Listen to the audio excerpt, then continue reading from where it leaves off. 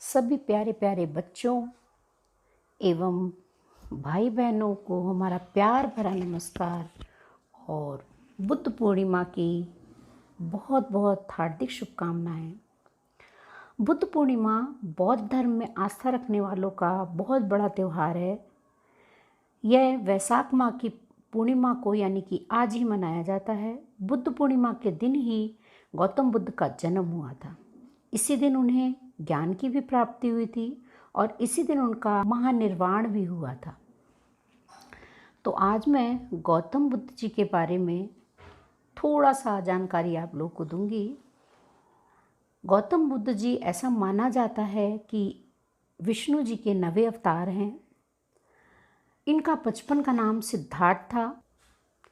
जन्म के 7 दिन बाद ही इनकी माँ का देहांत हो गया था और सिद्धार्थ की मौसी ने, जिनका नाम गौतमी था, उन्होंने इनका पालन पोषण किया था।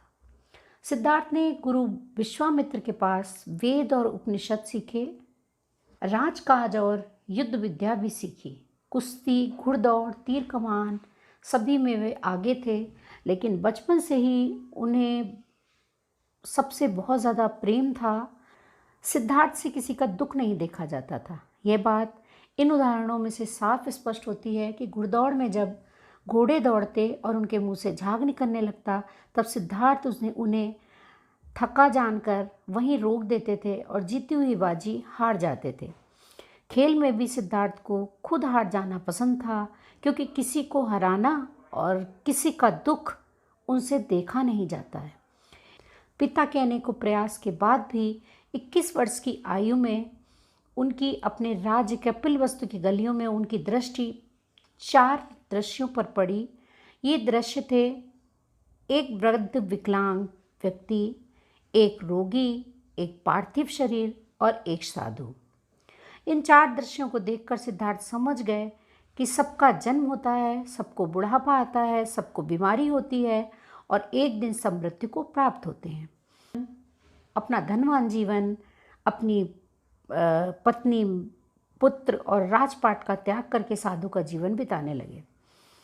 जन्म, बुढ़ापा, दर्द, बीमारी और मृत्यु से जुड़े सवालों की वे खोज करने लगे। ऐसे करते हुए 6 वर्ष बीत गए। भूख से व्याकुल मृत्यु के निकट पहुंचकर बिना प्रश्नों के उत्तर पाए वह कुछ और करने के बारे में विचार करने लगे।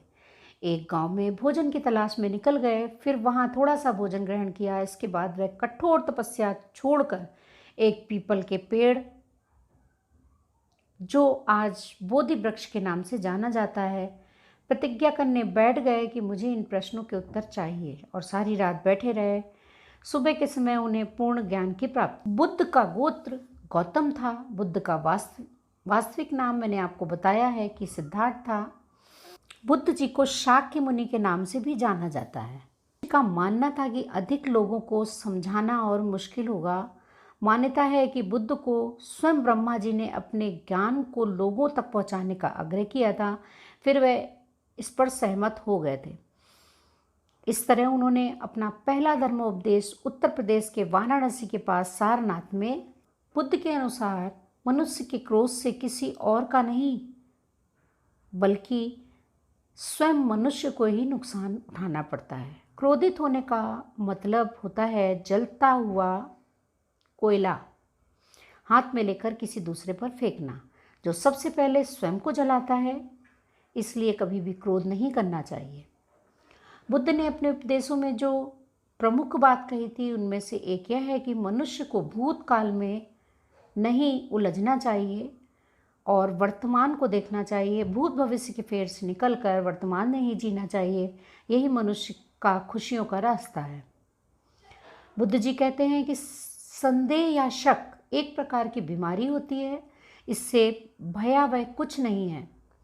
यदि किसी के मन में शंका घर कर जाए तो वह वाकई में लोगों के रिश्तों पर असर डालता है। इसलिए इससे दूर रहने में ही भलाई है। अच्छे मित्रों के मध्य दुश्मनी लाने का काम करता है।